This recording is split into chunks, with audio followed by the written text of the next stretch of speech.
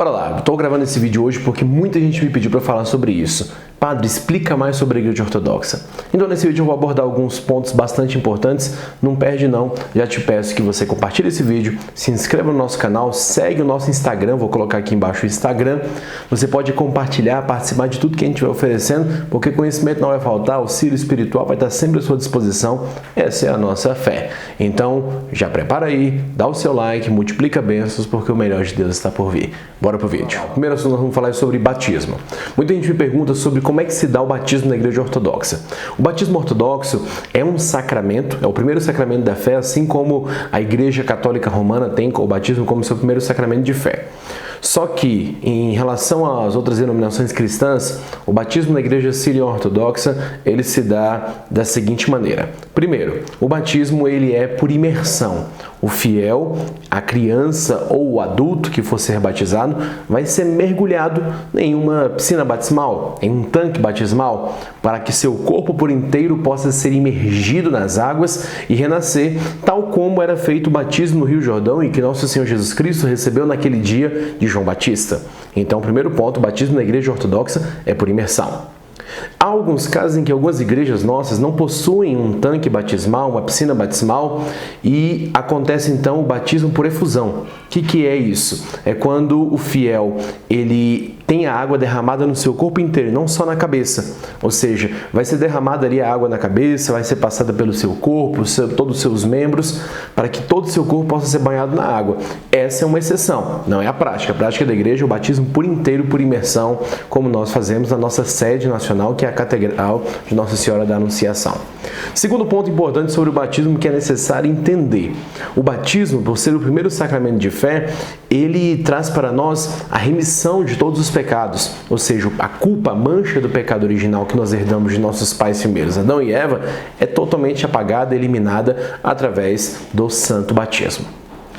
Um detalhe bastante importante. No dia do batismo na Igreja Ortodoxa, seguindo a tradição mais elementar do cristianismo, desde o princípio do cristianismo, como as igrejas faziam, todas as igrejas faziam, antes das suas reformas, como algumas fizeram, o batismo é feito sempre junto da crisma.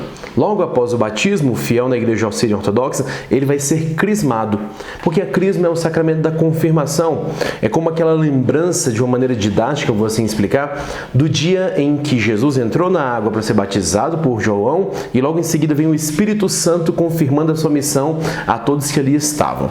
Esse é o significado mais essencial da crisma. A crisma nos concede os dons do Espírito Santo, as capacidades para nós. Eu costumo dizer que a crisma nos concede a nossa vocação e a nossa missão neste mundo, a nossa profissão, se assim podemos dizer.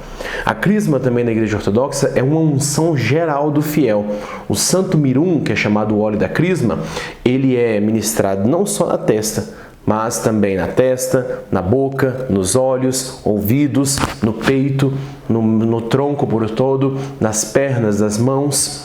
O padre, por uma curiosidade, o padre, se ele for ungir uma fiel, uma mulher na Igreja Sírio-Ortodoxa, se ele for um padre casado, se ele for um padre que não é celibatário, ele pode recorrer à sua esposa, a Ruria, que é a esposa do padre, para que ela faça unção naquela mulher, para que não haja nenhum constrangimento por ter que tocar todo o corpo, por mais que o padre possa ali, está ali, melhor dizendo, exercendo com isenção, com honestidade o seu ofício, a sua missão.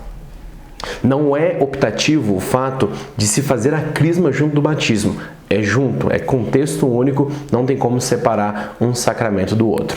Também no dia do batismo, no fiel da Igreja Sírio-Ortodoxa, além de receber o batismo e a crisma, ele também já recebe a Eucaristia. Mesmo que seja um bebê, logicamente, resguardar as possibilidades dele digerir o corpo de Cristo, que está ali naquele formato de pão, ele vai receber batismo, crisma e Eucaristia.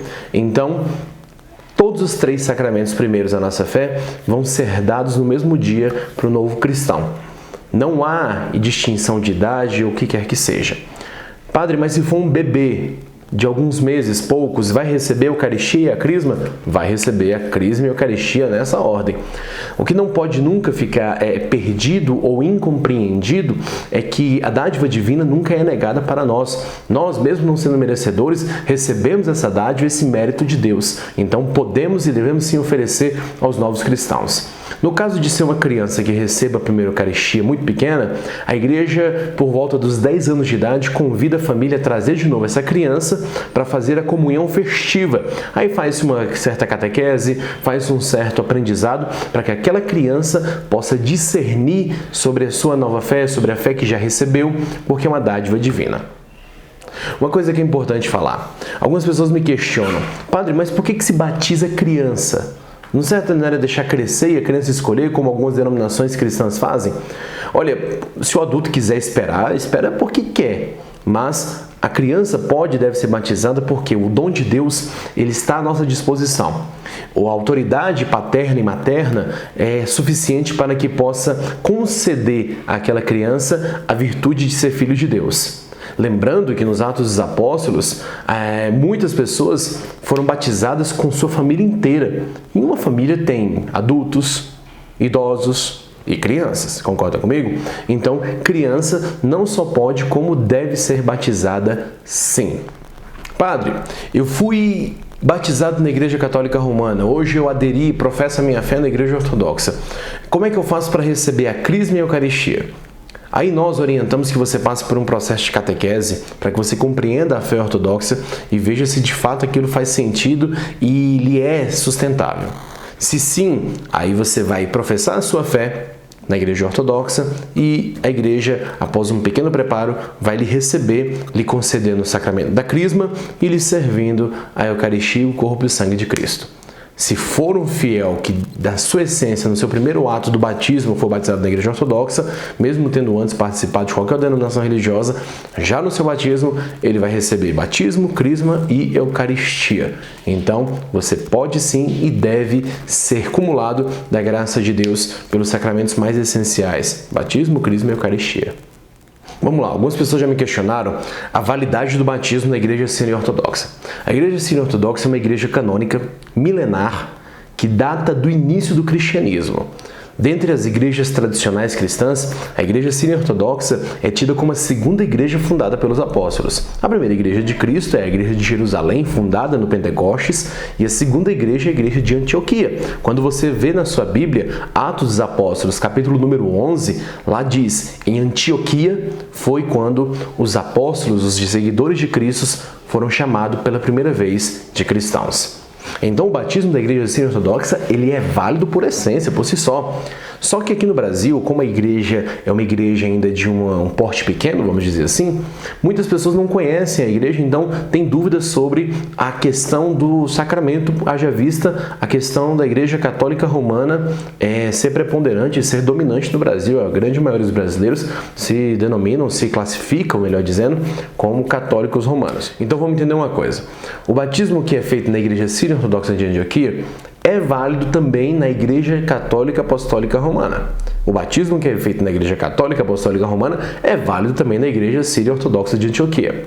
Mas vamos entender uma coisa: não é que o fiel que é batizado na Igreja Síria Ortodoxa de Antioquia, ele é católico romano também. Não. O fiel que é batizado na Igreja Síria Ortodoxa de Antioquia, ele é ortodoxo, ele é sírio ortodoxo. O fiel que é batizado na Igreja Católica Romana, ele é católico romano.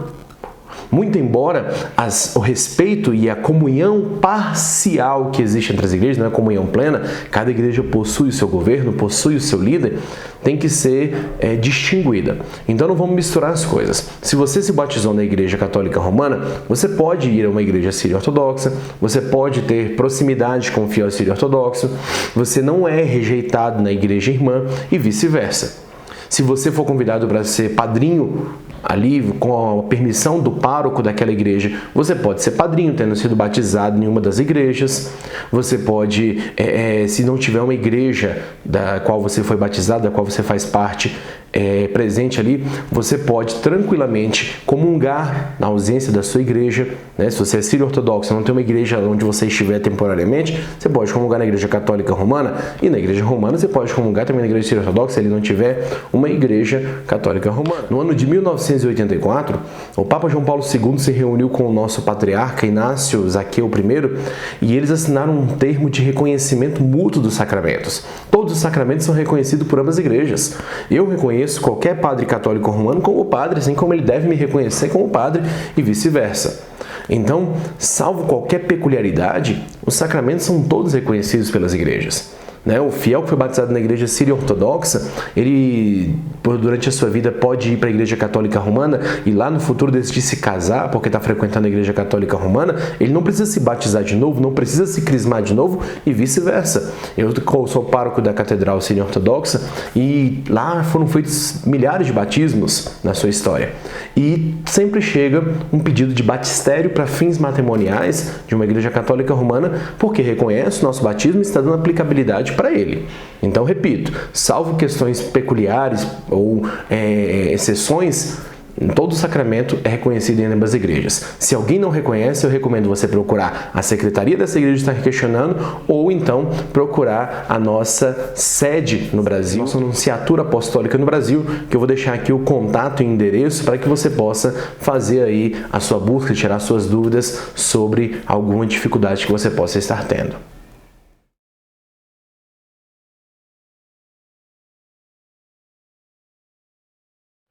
O domingo é o dia santo para nós ortodoxos? Sim, e com certeza. Para nós ortodoxos não existe o sábado como dia santo. Para nós, o domingo que marcou a ressurreição de nosso Senhor Jesus Cristo, que é a nossa esperança, é a ressurreição de Cristo, ele é para nós o dia santo. Então é dia de estar na igreja. Nas nossas igrejas que não são igrejas de evangelização, existe apenas missa aos domingos, normalmente nos dias de festa. Então, domingo é indispensável que você participe da missa. Domingo é dia de Deus, é dia de guarda, é dia santo.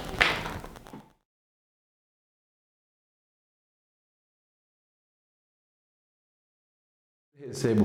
Padre, se eu não tiver pecado, eu posso comungar? Claro, deve comungar.